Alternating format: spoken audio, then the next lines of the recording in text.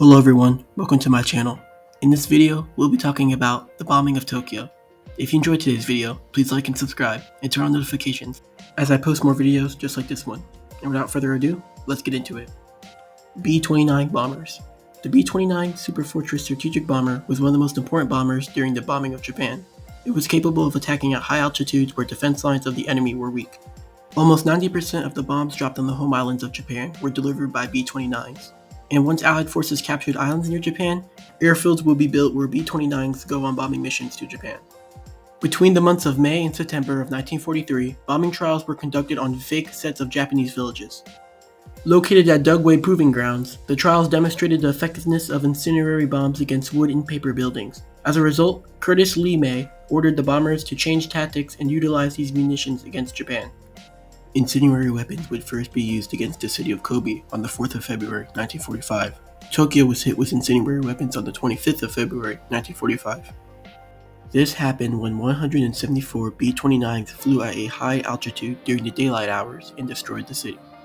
And then they attacked again at night, but this time at a relatively lower altitude.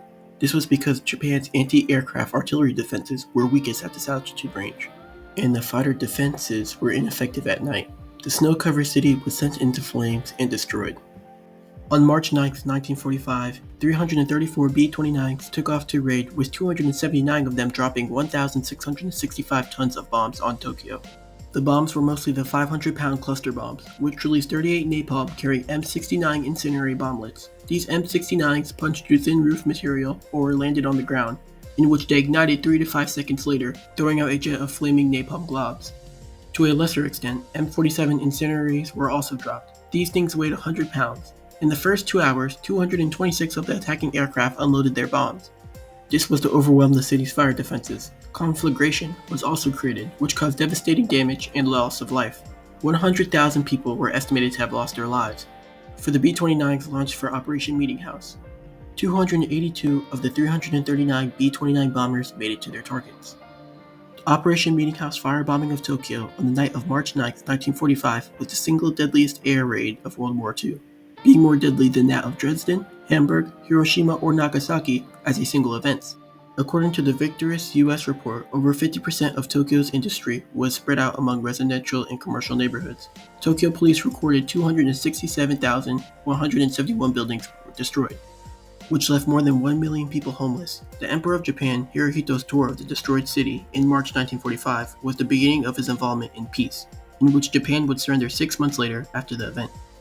Now, estimates vary on how many people actually died from the bombings. On the low end, as many as 83,793 were dead, to the high end at 100,000 deaths.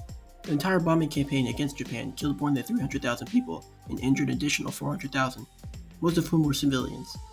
But that's the end of today's video. I hope you enjoyed. Please like and subscribe and turn on notifications if you liked today's video. And I hope you have a great rest of your day. God bless.